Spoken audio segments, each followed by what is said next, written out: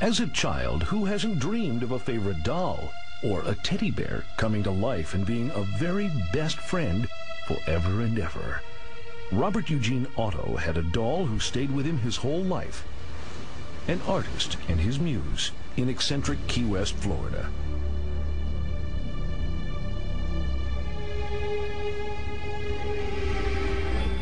This doll was given to the 6-year-old Robert Eugene by the family's Bahamian maid, who was said to practice voodoo. It was the perfect likeness of the young boy and was even named Robert after him. As a young boy, Eugene developed a strange fascination with Robert. He spent long hours alone with his doll, talking to it. And when anything went wrong at home, Eugene always knew who to blame. It was Robert, he would tell his parents. Robert did it. Robert did it. Eugene Otto became one of the most celebrated artists in this famous artists' colony. His fame grew beyond the southerly Keys, as did his wealth. He preferred to paint in seclusion, alone, indoors, and with Robert always by his side.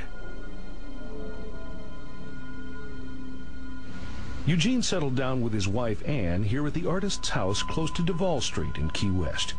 Robert, of course, went with them. Anne disliked the doll from the moment she first saw it. It gave her chills just to look at it, and she didn't like her husband's obsession with it. Still, she humored him, and Robert was given a room of his very own, away in the attic.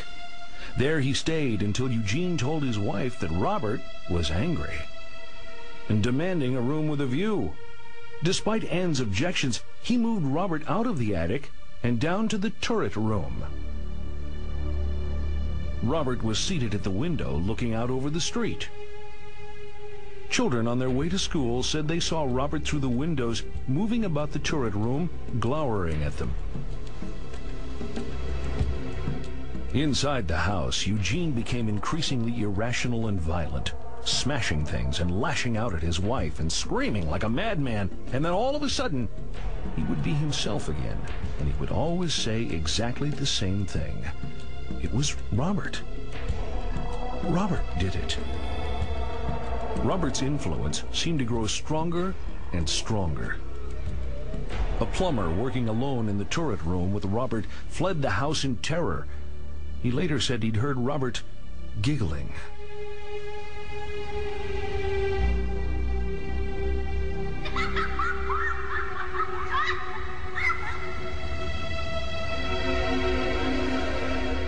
Other visitors swore that Robert's expression changed when they looked at him.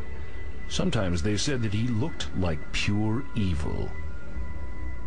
Eugene became sicker and sicker, becoming so despondent he locked himself away in the turret room until he finally died with Robert the doll by his side. Free at last, Anne fled the house, leaving Robert behind in the attic. The new owners discovered him soon after moving in. They took one look at Robert and knew that this, whatever it was something they definitely didn't want in their home. Robert ended up here, awaiting visitors in the East Martello Museum, where he holds an eerie fascination for everyone who sees him. Visitors to the museum, completely ignorant of this strange story, have been shocked as the expression on his face apparently changed before their very eyes. A psychic investigator said that Robert's soul is slowly dying, his hair turning white as he grows older. Today, the artist's house where Robert once lived is a guest house. Stay a night if you will. Go ahead. He's still here, in the darkest recesses of the attic, say the staff, who avoid coming up here.